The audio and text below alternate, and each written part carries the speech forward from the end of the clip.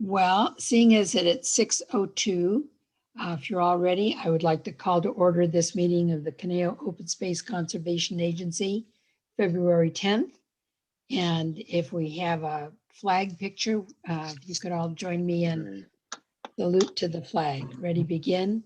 I pledge allegiance to the flag of the United States of America and to the republic for which it for which it stands, one nation under under God, indivisible, indivisible, with liberty and liberty justice and justice for all.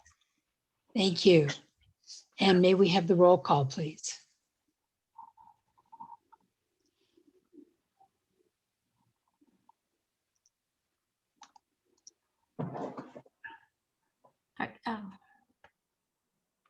Thank you. Can you hear me? Yes. Yes. Okay, sorry about that. Okay, Vice Chair Bill de la Pena, Present. Director Huffer, Yes. Director Jones, Here. Director Nichols, Yes. and Chair Skay. Here. So our first item under public comments, we do have an individual who made a statement card, and I will read that into the record. It's from Chris Locke. Requests that the COSCA Board of Directors develop and implement a plan to eliminate parking on residential streets by visitors to the Wildwood Park Trailhead on Avenida de los Árboles. Every weekend, our once quiet neighborhood becomes an overflow parking lot. When the official parking lot fills up or is closed, cars overrun the surrounding streets. Signs politely requesting hikers not to park on residential streets are ignored. For residents, this brings increased litter, congestion, and noise. We picked up dirty diapers, used PPE, food waste, and beer cans from the street in front of our house. We've seen a park visitor urinating in our front yard. Neighbors with young children are concerned by the dangers from constant traffic. Residents fear property values are being negatively impacted. This is not a short-term COVID-related issue with people seeking outside activity. It is a long-term problem linked to the explosive growth and popularity of Wildwood Park as a recreational destination, which is only going to continue in future years. Please help our local residents with this issue. Just as the park needs protection, so does our neighborhood. And that was Chris Locke. And I can offer a brief response if yes, please do, Mr. Stark. you would like. The COSCA has been working for a few years on different strategies for alleviating parking difficulties over in the Wildwood area. That includes expanding parking at the Hill Canyon parking area, advertising other areas as well, and trying to direct traffic. The second bridge in Hill Canyon should figure also in future plans as we'll move the official address of Wildwood over to that area. As far as restricting public parking on the streets in the neighborhoods adjacent to Wildwood are public streets, so COSCA is not able to unilaterally implement a program to keep public from parking on public streets. There is, however, a process by which a neighborhood can request a permit parking zone that would restrict parking in these neighborhoods to permitted residents and guests. The process is overseen by the Traffic Division in the city's Public Works Department and requires a vote of the people in the proposed parking zone. The effort to establish parking area must be initiated, therefore, by the public. In 2017, Wildwood neighbors rejected an effort to implement such a zone in this area. But if residents are interested in revisiting the concept, COSCA can connect them to the appropriate city staff. Thank you, Mr. Stark. Let's go to our consent calendar, and that's the approval of minutes from our November 18th meeting. Is there a motion or any? If I can interrupt, I have a correction. Under the roll call for those minutes, I need to change the titles. It would be changed to Vice Chair Bill de la Pena and Director Huffer. Thank you. All right. So with those corrections, do we have a motion for approval? I'll move the minutes as amended. Thank you, Mr. Jones. And was that a second, Mr. Huffer? Yes. All right. Any other discussion or corrections, additions? Hearing none, may we have the roll call, please?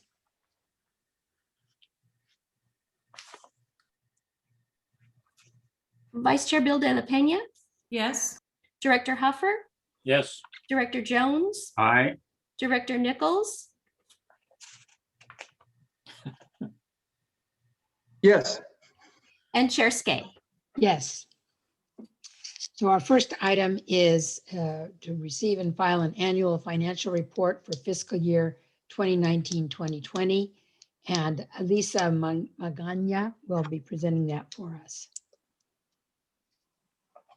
Elisa, go ahead. Thank you very much. Good evening. I will be providing a summary of COSCA's financial report for fiscal year ending June 30th, 2020. At the end of that fiscal year, COSCA's net position increased 9 million to 85 million at the end of fiscal year. The increase is primarily due to settlement proceeds from Southern California Edison of 8.5 million related to the Thomas and Woolsey wildfire damages. Program revenues also increased to 0.5 million, primarily due to 0.3 million in operating grant contributions and 0.2 million in capital grant contributions. Program expenses increased by 0.3 million compared to prior fiscal year, primarily due to an increase of 0.2 million in salaries and benefits related to vacancies and 0.1 million in maintenance and operations. COSCA ended the year with 10.3 million in cash and investments that is held for future open space acquisitions and maintenance. Capital assets increased by 208,000 compared to prior year with ending balance of 74.9 million. That increase is related to land additions. That's just a high level summary, but any questions? Are there questions of Ms. Magana? I just have one question, Rory. Since the majority of the assets for the agency is open space land, is there any calculations as far as the valuation of the land, or is it just a carryover from year to year? Or is there like just an inflation adjustment or cost, or the a CPI adjustment? How is that configured into this type of an adjustment when so much of the assets are really just open space land? Is that to me? I'm sorry. Yes. Yes, Okay. please.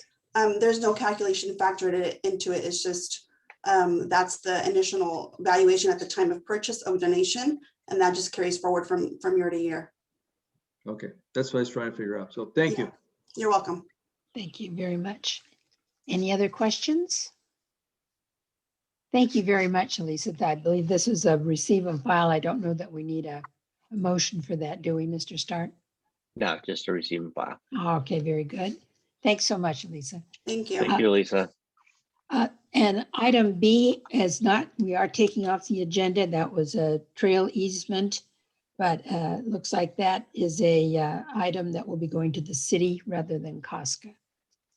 Correct. And now to item 6C, authorization to execute a multi-year weed abatement contract for defensible space. Mr. I Stark. have a brief slideshow I'll share with you on this one.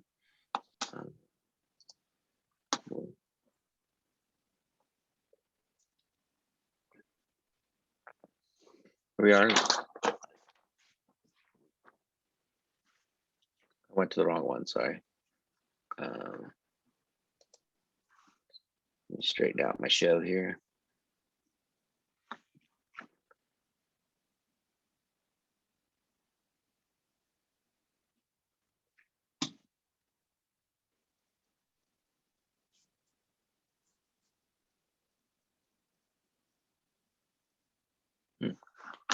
Well, my slideshow isn't going to happen, so you'll get me live here. So anyway, Ventura County Fire Code mandates that weed abatement be implemented on parcels lying within the fire department's fuel management program area. The current requirement is to reduce fuel in a zone extending 100 feet from flammable structures and 10 feet from public roads. Abated areas are intended to provide safe access for first responders during a wildfire emergency and to keep flames and radiant heat from igniting structures. Where these zones intersect COSCA open space or open space owned by the city or the Conejo Recreation Park District, these partner agencies contract to have this work completed. Following implementation, each site is then re-inspected by the fire department and certified as complete. The total area treated annually by the partner agencies is approximately 425 acres. The weed abatement work is contracted and has been underway under a former contract that is now expired. A new contract is currently out for bid, and this process is being managed by the city of Thousand Oaks. The new contract will be for, like the current one, will be for 3 years with 2 optional 1-year extension dates. Funds for this work are already included in COSCA's annual budget based on costs paid over prior years. Annual costs for this program vary depending on rainfall and weed growth and are anticipated to remain in the range of prior year costs. As a partner of the project, staff recommends the board authorize the COSCA board secretary to sign the contract for the new pending contract. We don't yet have the bids in for that one, but since the funding is already appropriated, we think we're in good shape there. And I can take any questions if you have any on that. All right, thank you. Questions of Mr. Stark? Yes, Mr. Nichols. Yeah, thank you, Mr. Stark, for that presentation. I was curious, with the vast amount of acres, 425 acres, is there any idea what the lineal mileage is that the COSCA open space actually interfaces with houses as far as like a perimeter? Do you know what that might represent? I do not have that number in my head at the moment. COSCA has approximately 2,300 immediate neighbors, though. Wow. The perimeter is rather vast. Yes, okay. All right, and then regarding the contract itself, is there a, when you do enter into the contract, obviously we don't have that in front of us here, but are there certain deadlines where a certain amount of this acreage has to be done by certain periods of time, where there, so much has to be done by, I'm just guessing, April 1st, so much done by May 1st, so much done by June 1st? How is that tracked to make sure that the vendor stays on target with the work? Well, there's a single date that's required by the fire department at June 1st is when this work is supposed to be done. We usually get started, depending on the weather, anytime from late March to early April. So we have a few months to get going. If we get late rain, sometimes that means additional work. So we're, sometimes we have to do certain areas more than once. Ideally, we try and catch the weather on the backside of the rain so we don't get a whole lot of regrowth, but we are responsible for it. So if it does grow back, we do go back and mop those areas up. Okay, and if there is a delay in the process, obviously weather, you can't do too much, but if there's just a lack of performance and we start getting complaints, which we do periodically from residents, that either it's someplace their favorite open space or in their backyard is not getting done, and we're past that June 1st deadline, aside from just trying to, console the complainant, is there any action taken to make sure the vendor has completed this on time if there is some delay? There are provisions in the contract such that if work isn't done, the way the program works is if it's not completed and the fire department comes around and re-inspects, there's usually some leeway in that process. They spend the month of June doing the re-inspections. If they find that a certain area isn't being done, then the fire department has the option to go ahead and do it themselves, and then they bill the landowner. In that case, they would be billing one of the partner agencies involved. The contract specifically, however, passes those costs on to the contractor should they fail in performance. Okay, thank you. Thank you, Madam Chair. Okay, any other questions on this topic? Yes, Director Huffer. Yeah, Brian, if could you just briefly describe the components of the bid package that went out to potential bidders? Well, it's a thick package. What the bidders receive is a sample form of the contract. They get the timelines and what is expected, the standards that they have to perform to. The larger part of what they receive are individual maps of every area that weed abatement has to happen in. I don't know exactly how many there are, but there's a lot of them. Most of the weed abatement areas are small and scattered throughout the community, so that there's a lot of mapping involved in that.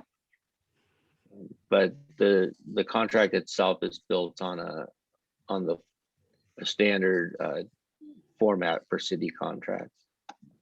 Okay, I will support the staff recommendation, but if something like this comes up in the future where a bid is still outstanding, I would request that you at least attach a copy of the prior contract so we know what we're working with. We can certainly do that. And if you'd like, I could follow up afterwards and send you the current contract here too, just for your edification. If you would, please. Certainly. Any other questions or statements? Yeah, I will say that I think it is, even though we don't have the bids back, I think it's important to authorize this getting executed once you do get the bids, because as we all know, June 1st comes very fast and it's really hard work. And as you said, if we get late rains, we love late rain, but it also then means that some things have to be done over again. Can be a real pain and an expense. Yeah. Yes, Claudia. Thank you. I had a quick question. You mentioned that COSCA has 300 neighbors. Is that 300 private parcels or private property? Actually, there's 2,300. Oh, 23. I was just going to say, I only caught the 300. I didn't hear the No, 20. Okay, I thought Yeah. it was awfully low because I remember it to be much higher. Okay. no, we have a lot of neighbors. Okay. And do we know where these areas are that need to be maintained or serviced? Yes, so they've all been Yes. mapped in our geographic information system, so they're all tracked individually. Are they primarily a part of the ring of open space, or are they within the city as well, or in? So these are located throughout really the entire community. Just because some of our open space areas have little fingers that come down into neighborhoods.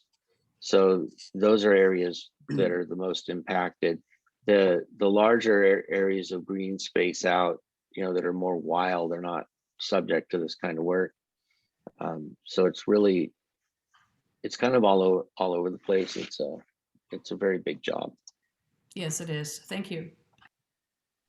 Okay, if no other questions, or how about a motion? Director Heffer moves. Yes, We have a I second. move approval of staff recommendation. All right, I'll second. and seconded. Okay, if no other discussion, may we have the roll call, please? Vice Chair Bill De La Pena, Yes. Director Huffer, Yes. Director Jones, Aye. Director Nichols, Yes, Chair Skay. Yes. Our next item is approval of an appropriation from the Woolsey Fire Recovery Fund for invasive plant management and habitat restoration plan. This is to Great. implement targeted invasive plant removal projects and authorization for the board secretary to execute associated contracts. Mr. Stark, we do have one statement I will read later, but please make your report. So I am. We'll go back to slideshow and see how this works. Here we are. I'm just going to leave this in this view now, so we don't have to get too confused over it.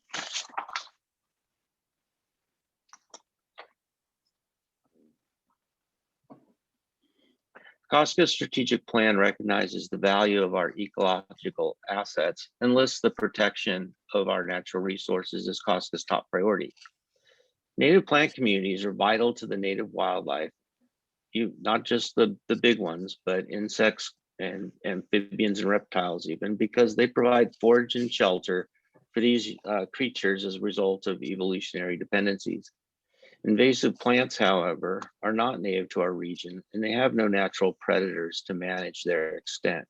As such, they are able to outcompete native plants and compromise the integrity of our natural systems. Between the increasing prevalence of invasive plants in the broader landscape and the impact of the Woolsey Hill and now the herbs fires, many of COSCA's open space areas are being increasingly affected by invasive plant species. In June of 2020, the COSCA board approved a funding framework for addressing fire damage to COSCA open space that includes an allocation for managing invasive plants and restoring healthy ecosystems. That framework was for the Woolsey Fire Recovery Funds. Addressing the expanse of invasive plants over a large open space system requires careful planning and long-term investments in discrete project areas. Due to the costly nature of this work, projects must be prioritized for the protection of healthy habitat areas where restoration of native plant communities is likely to be successful and where efforts will contribute to regional habitat continuity. Preparation of a comprehensive, strategic, and adaptive invasive plant management habitat restoration plan is an essential part of addressing threats posed by invasive plants. The proposed plan will identify threats to native habitats, determine which areas offer the best opportunities for restoration success, identify projects that will contribute to regional habitat values and connectivity, and set objectives and priorities for an invasive management program into the future. While this is all happening, COSCA volunteers and rangers have also been working for years in some areas on weed management projects throughout the open space, and maintaining and expanding these areas is a high priority. Staff recommends an investment of $250,000 for invasive plant management and planning for 2021. A comprehensive management plan is anticipated to cost approximately $100,000 and possibly more, as the planned area is nearly 5,700 acres in size. The plan area is focused on areas burned in the Woolsey and Hill fires, so there's a close nexus with the funds identified in the Woolsey Fire Recovery Fund. Remaining funds would be used to maintain existing weed management project sites and begin pilot projects to expand on these past efforts. The planning work for this project will be contracted to a professional ecological planning firm with experience in invasive plant management and habitat restoration. The proposed planning project and active removal of invasive plants fulfills COSCA's guiding principle number 2 in managing natural resources.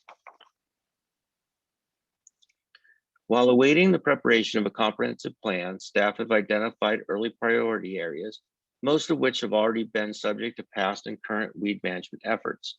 Maintaining the areas where prior work has been implemented will maintain the substantial progress made in these areas. COSCA staff have also identified several potential pilot projects to test restoration techniques and expanding the existing project areas as well. The next few slides show just a sampling of some of the areas that staff have identified. In the Hawk Canyon area, this area has been worked on for a number of years, mainly going after fennel, Italian thistle, milk thistle, and the poison hemlock. The ultimate goal here is to improve the oak woodland habitats down there.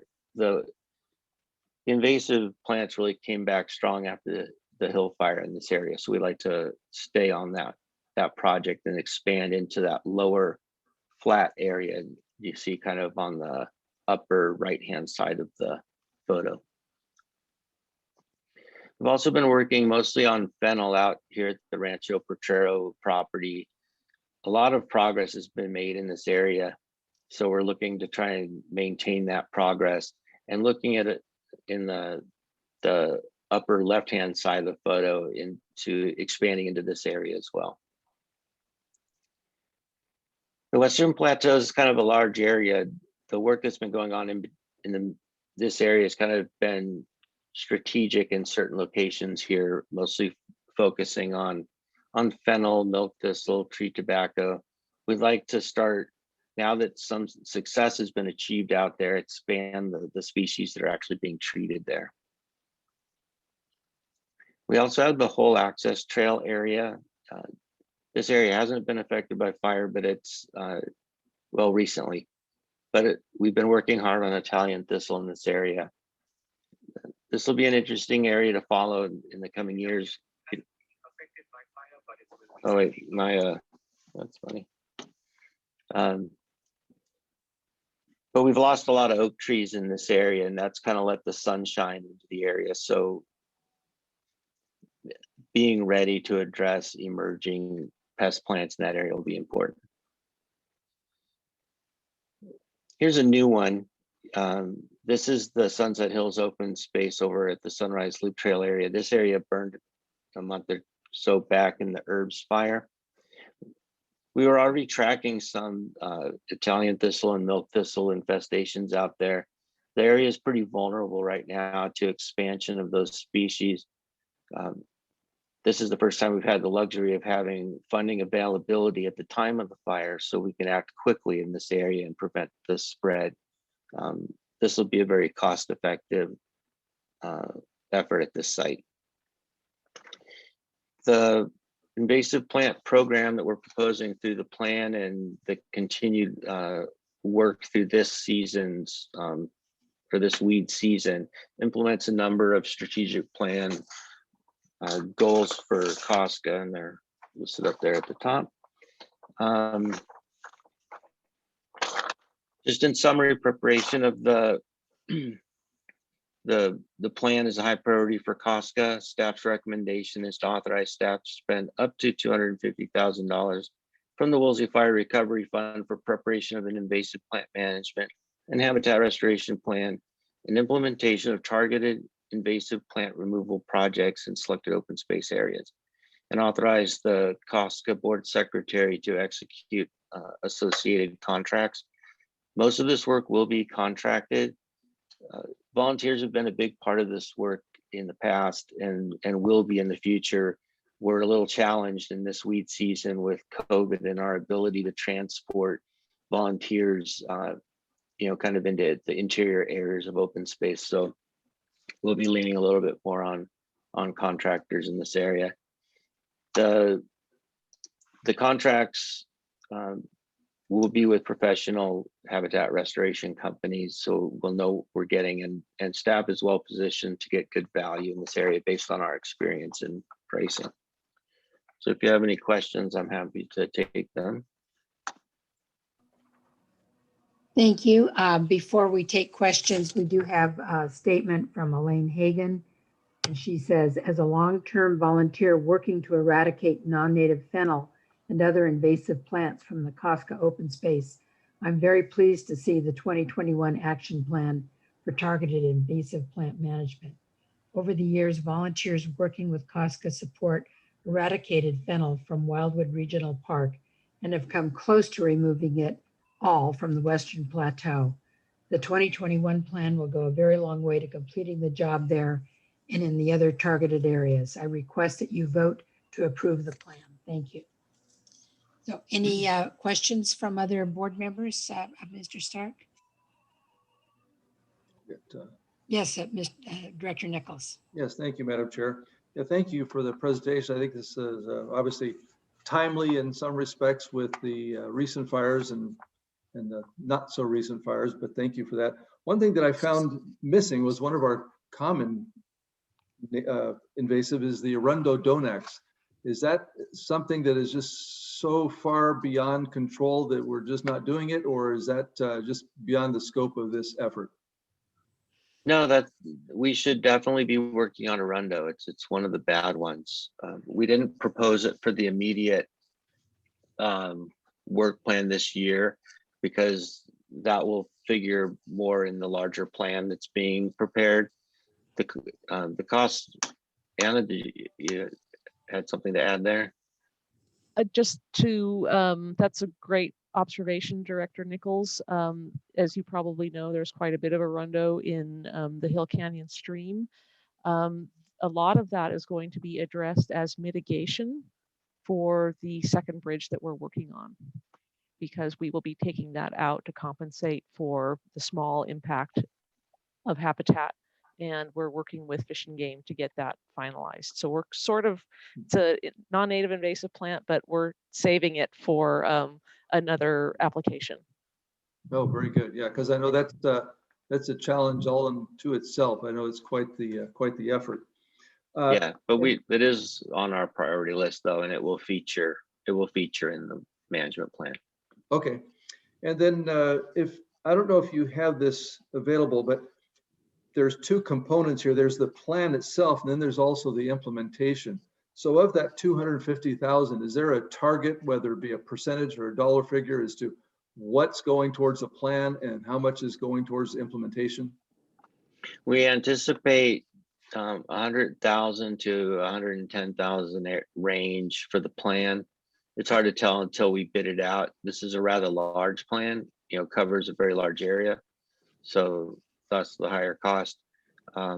So that would leave 150 to 140,000 available for on the ground activity.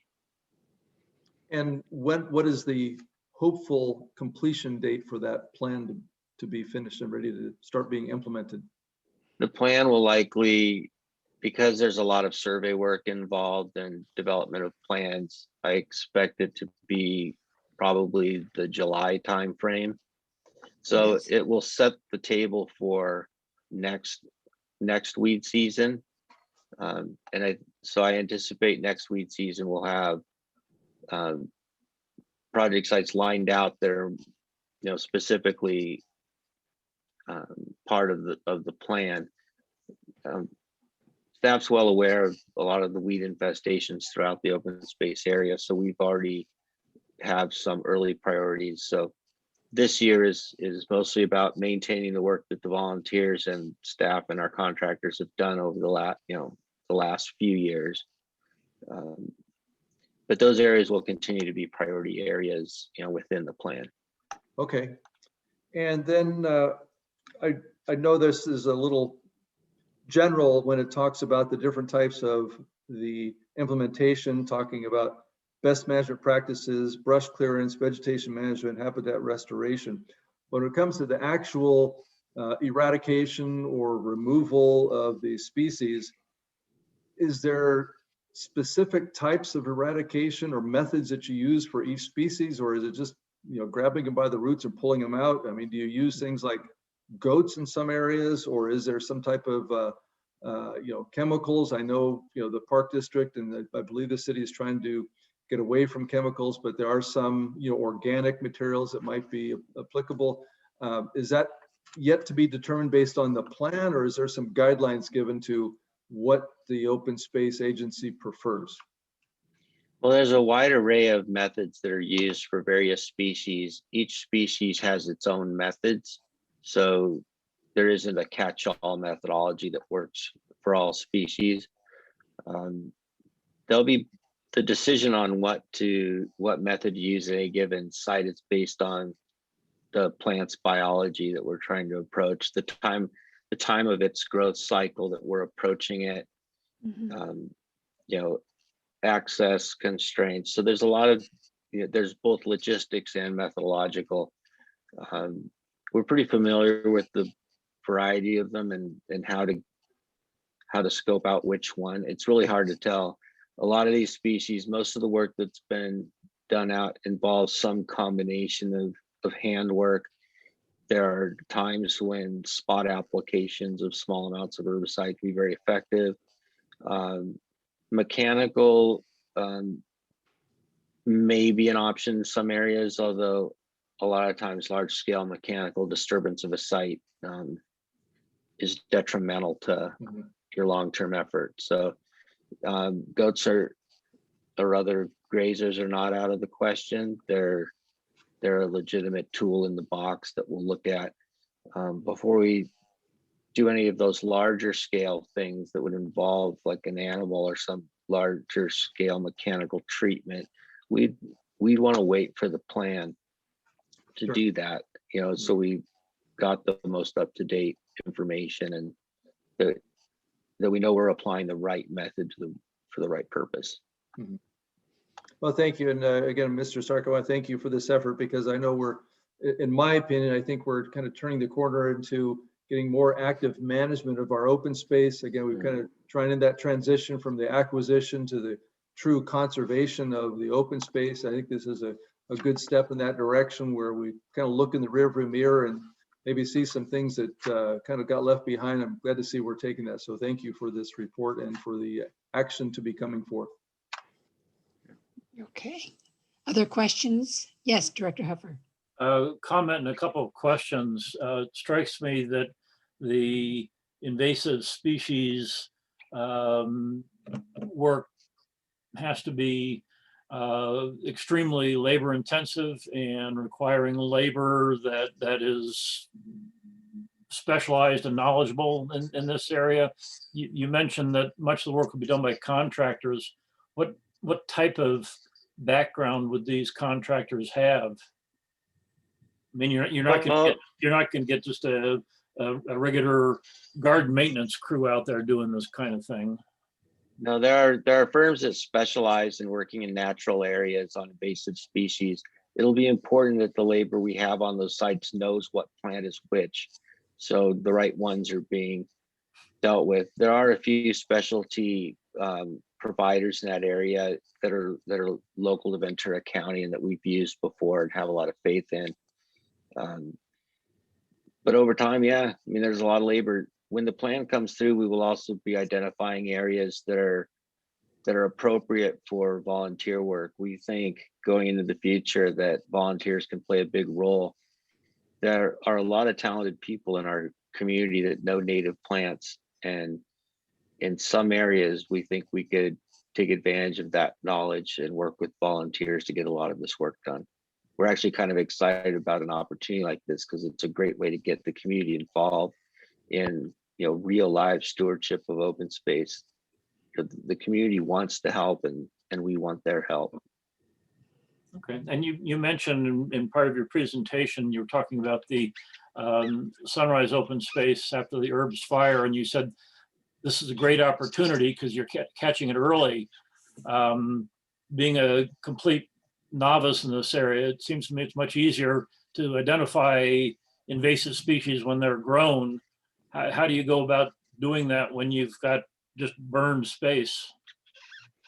Anna and I just, we see the smallest little plant. Like when you're steeped in the identification of weeds, they're pretty easy to identify while they're pretty small.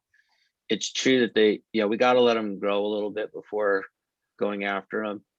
Some species you wait until a certain part of their life cycle when their roots are depleted of energy, you want to hit them then. Others you want to hit early. So it's mainly, this will be an observational thing.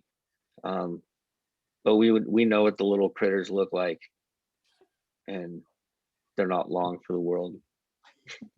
All right, I get out and do at least some hiking, and I have to admit, with some embarrassment, being a biology major some years ago, I couldn't identify a good plant versus a bad plant if my life depended on it. So it's a specialized thing. Anna and I can smell them.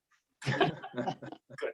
And then you also have to be very cognizant of getting them before they seed.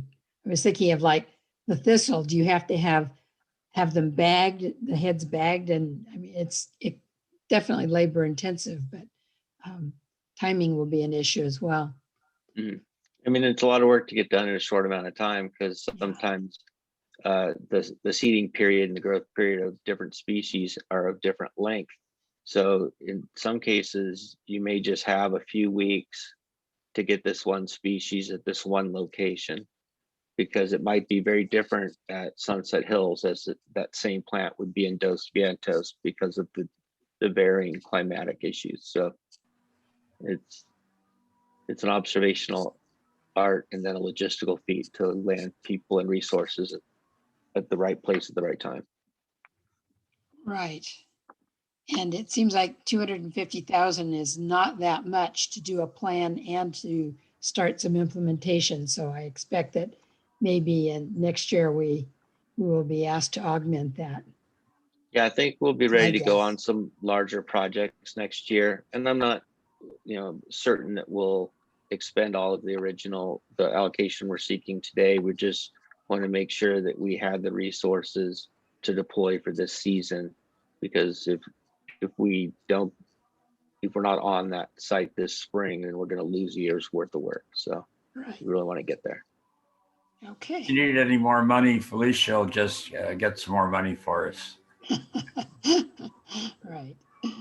Okay, any other comments from board members or staff? Do we have a motion to adopt? Sure, Madam Chair, I'll moved. move to approve. Mr. Nichols moves and Mr. Heffer seconds. All right, if no other discussion, please do the roll call vote. Vice Chair Bill De La Pena, Yes. Director Huffer, Yes.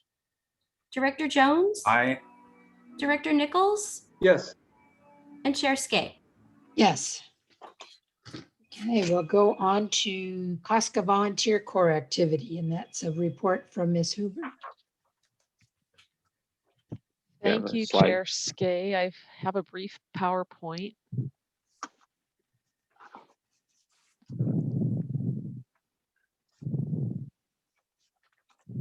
With regard to the Trail Watch and Trail Adoption programs, volunteers logged the following hours since we last met. For November and December of 2020, Trail Watch had 90 reports and 155 hours donated, and Adopt a Trail had 38 reports and 82 hours donated. That brings our total for 2020 to 593 reports and 1,020 hours for Trail Watch, and 279 reports and 754 hours for Adopt a Trail. And we're also off to a great start for 2021. In January, our Trail Watch volunteers logged 56 reports and 87 hours, and Adopt a Trail volunteers logged 34 reports and 65 hours.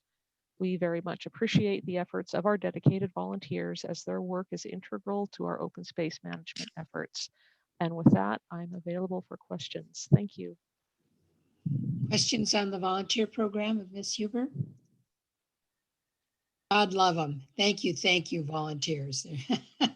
And we hope to be able to incorporate more of that, obviously, as the COVID restrictions start to ease.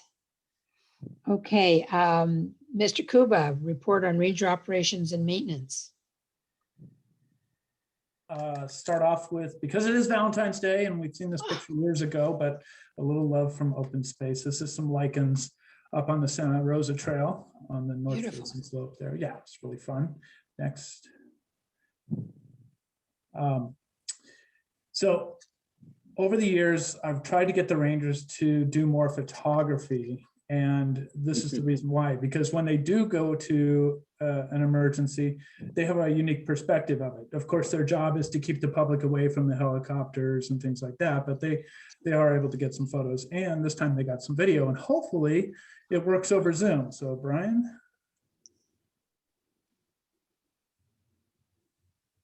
And it doesn't really go. Oh, there it goes.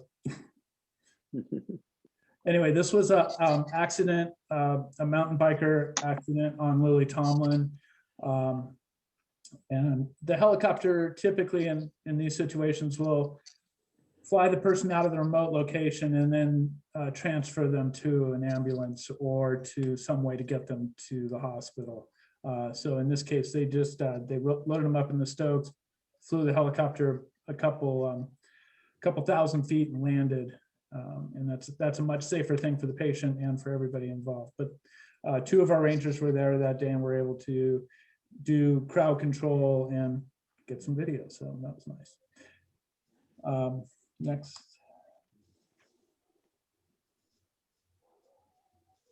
Okay, a little bit about the herbs fire. I did collect some pictures off the internet, and it was a pretty dramatic evening. If you hadn't heard, the fire started at the top of the hill on the east side of herbs and moved very quickly down the hill. The radio traffic seemed that Herbs Road was going to hold it, and it didn't. You can see the embers flying all the way across there, and then it dropped into the bowl on the west side of Herbs. It was a very dramatic time because people were coming home from work, so it was very visual. The fire department, it went into darkness, so the fire department can no longer fly, so they did use dozers. Next. And that's a dozer operating at night. That's a great shot.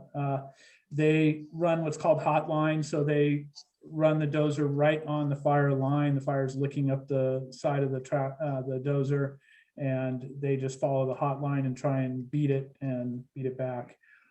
Next. And that hotline does do some damage. In this case, it went across a V ditch of ours and up the hill, and then next it took out some sections of the trail. And you can see the disturbed soil there on the hillside, and that's what Brian was talking about earlier. That is going to be a hot spot for non-natives. But it opened up the area, and you can see the metal lying there. We don't know where that came from, from years and years and years ago, but we got that cleaned up. Next. And that's the trailhead the day after. Some trail damage there, and the sign was okay. That's, I think, one of the first signs that survived the fire. Next. A little bit more of the damage, but the Rangers, we had the crew, which is a contract trail crew that we use, and they were already signed up to be with us the day after the fire, so they all went up and did trail work. We cleaned up the trail, the dozer marks, reestablished some stuff. Next, and rebuilt, a Sutter wall here that burned up, and we did that. The Rangers did that all in 3 days. Go ahead, next. And we actually made it a little bit safer by removing these the T stakes there. And next. And there's the fixed Sutter wall, and that was just great that the Rangers were able to get out there and do all that in a couple of days. So the trail was really only closed for about 3 days, which is awesome. Next. And so throughout town, we get a lot of illegal dumping. And since I manage the urban parks in town, it's an ongoing headache. And it is an open space as well. Very difficult to catch. We actually, this is over off of Westlake Boulevard near Lake Eleanor. We had cameras up there for months, and they were just not placed in a position where we got the name off of the truck. And I'm not going to say what we built, but we have a very secret little thing that we're able to put out now and get very good photos. And we got actually caught 3 different companies dumping. They all got a naughty letter, and they came out, cleaned it all up, and apologized profusely for it. And that was very nice. So it ended up being good, and hopefully word got out that we don't appreciate the dumping. The area is signed, and we still have the camera out there in case there's any more dumping. That was a good catch.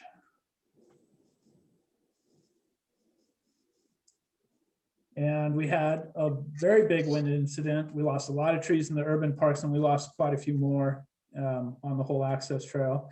Once again, just the whole access trail is just being wiped out of oak trees.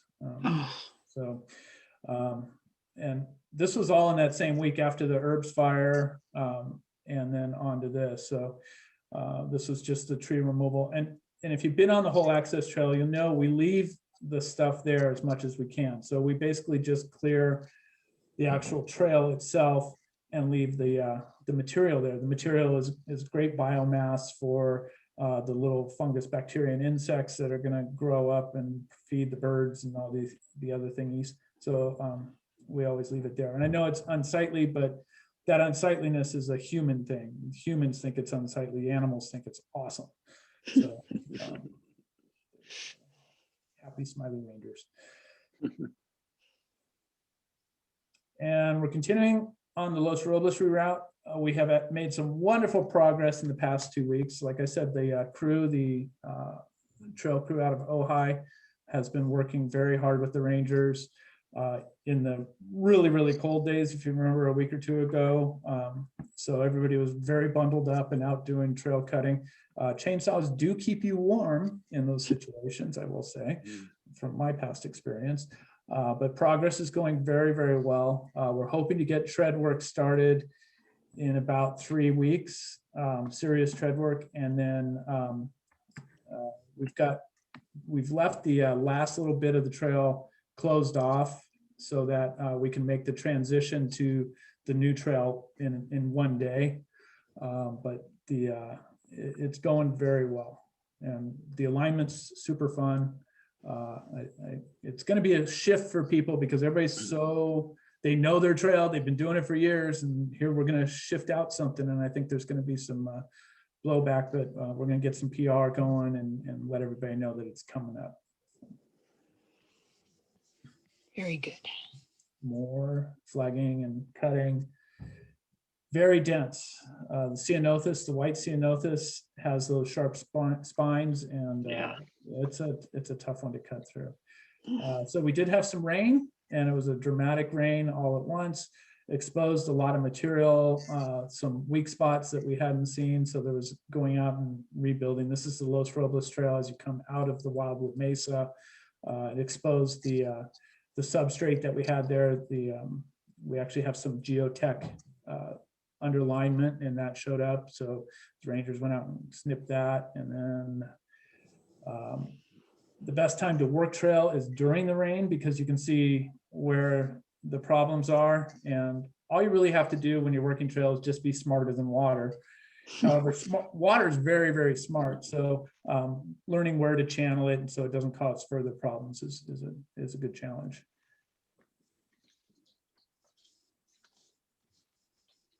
And this is on the Los Padres Trail. There was a big, huge blowout there, about 7 feet deep, and had to bring in material from hillsides and wheelbarrow it in and fill it and compact it in.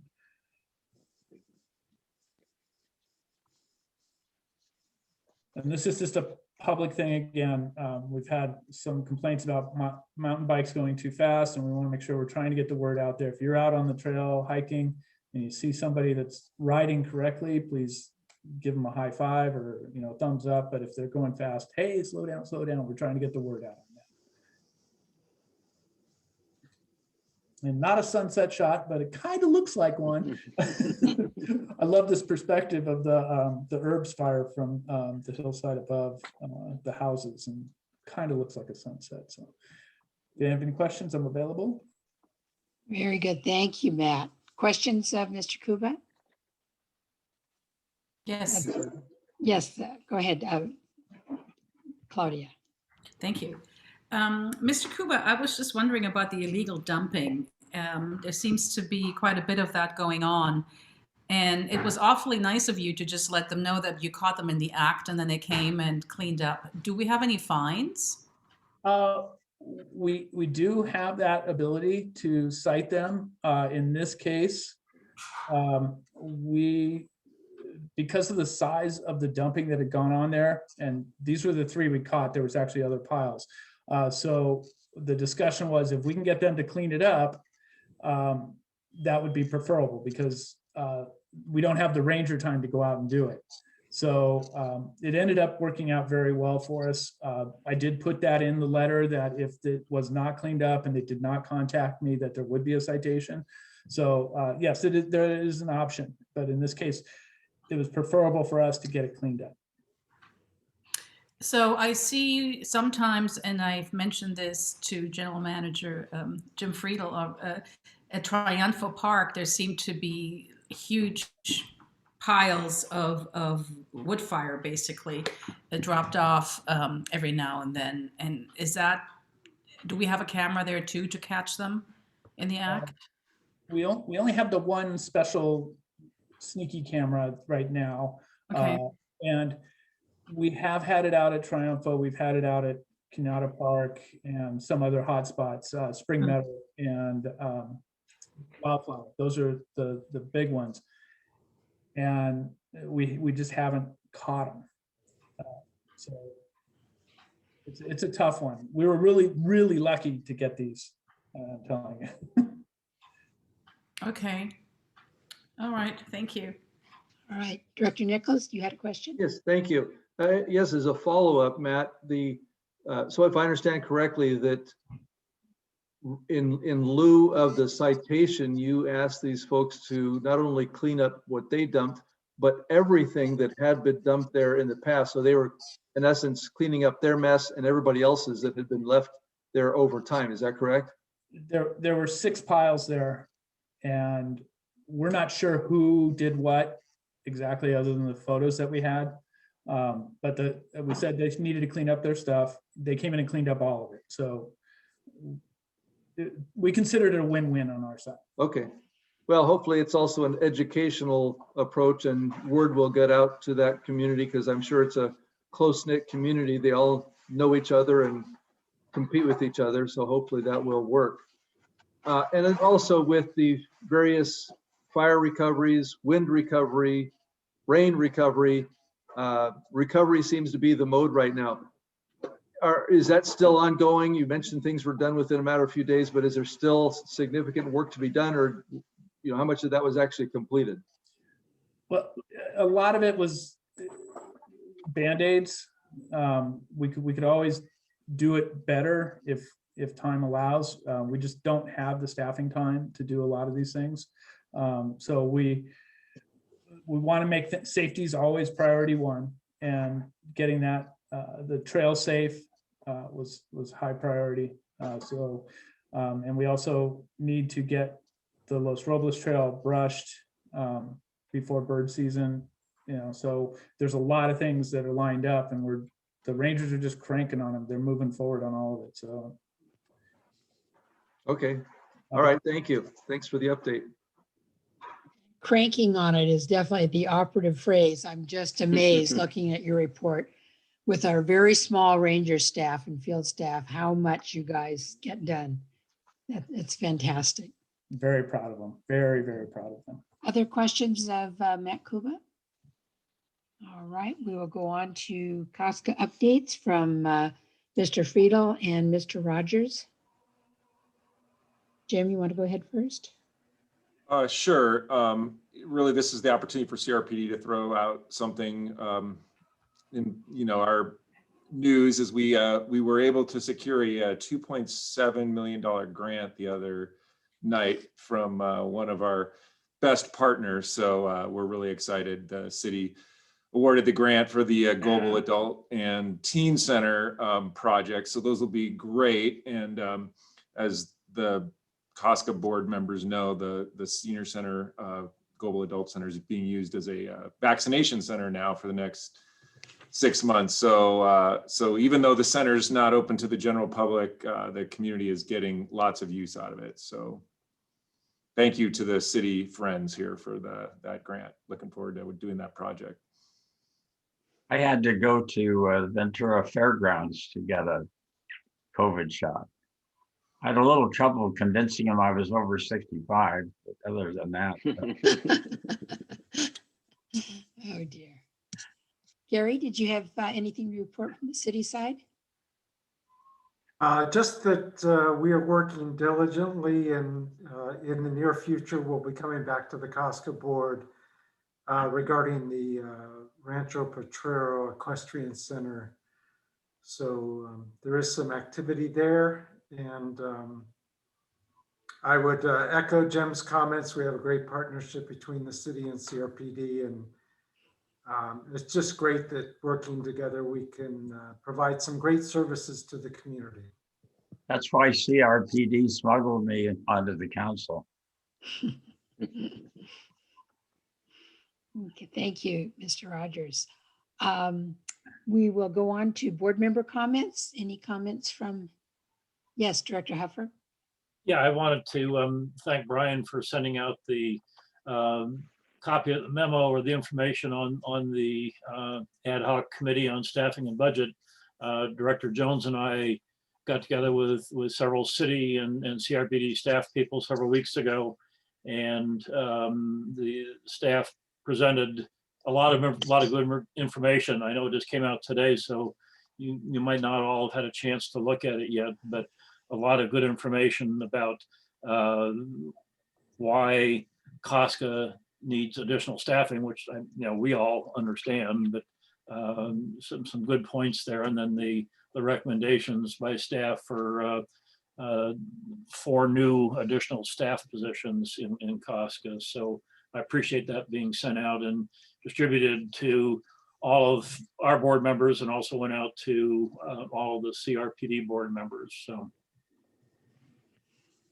Thank you. Yes, I did read it. It's very compelling.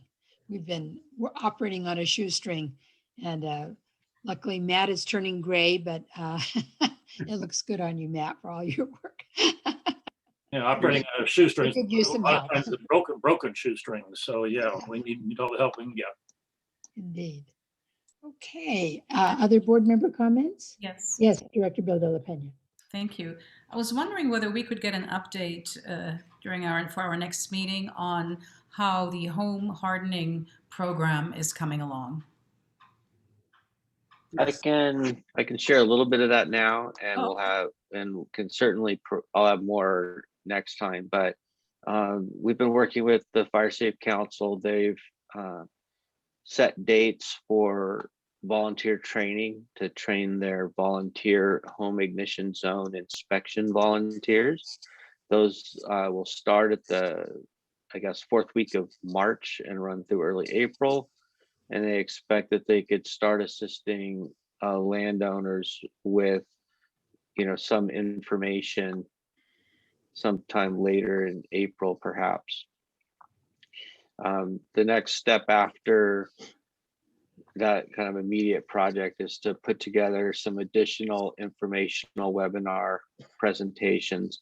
So right now we're putting together a database of, the HOAs and organizations in the community that might have interest in these programs, so we can try and advertise them most directly to the people that might get the most out of it. Thank you. Okay. Yes, Director Nichols. Thank you, Chair. Just as a follow-up to that, I don't know if you're aware, but the the Insurance Commissioner's Office for the state of California just came out with an announcement of that the state is going to be offering guidelines for home hardening. And so that just came out this week. So that may be of use as that program moves forward. Second thing I was going to mention, to follow up to Director Huffer, is in looking at Matt Kuba's slides, it looked like the Rangers were kind of being the Keystone Cops, shuttling from wind events to fire events to flood events. And my thought, well, who's managing the station? If they're all just running around. And I think it goes to the report, which I have not yet read, but I'm sure that's exactly what Matt's thinking of, is just we're barely able to keep up with emergencies and can't get to the real stuff. So hopefully we can help that staffing situation and move that forward. And then lastly, as a follow-up to the earlier public comment about the Wildwood parking lot, which continues to bubble up, sometimes vigorously, sometimes mildly, but nonetheless, it's always bubbling. I was going to suggest, if the board would entertain it, perhaps putting together an ad hoc committee to further research some of these issues. I know a lot has been done in the past, but it seems like we really need to push this forward to, kind of get the options out there to the community, particularly the neighborhood, to work with them. My impression, right or wrong, is that there's been a lot of discussion, and there seems to be a variety of preferences, but can't really agree on what needs to get done. And I'd like to see if we could perhaps put a focus on that with the COSCA ad hoc committee if possible. Work with the neighbors, work with the staff, work with the users. Part of that is educational, as Mr. Stark was mentioning, with some of the plans ahead, but I think some of that is still out there. We need to do something right away. And if that were agreeable, I think we would probably reap some benefits if we were to do something like that. And I'll leave that to staff to make a recommendation as far as what should or shouldn't be something like that, but I think it would be helpful. Okay, thank you. Other board comments or staff comments? Hearing none, I think we are ready to adjourn. Our next meeting will be Wednesday, May 12th. And I hope you all stay well. Thank you so much for all participating. Thank you all for your time. Good Really to see appreciate it. everybody. Thank Happy you for all your Valentine's. work. Bye-bye, everybody. Right, happy Valentine's.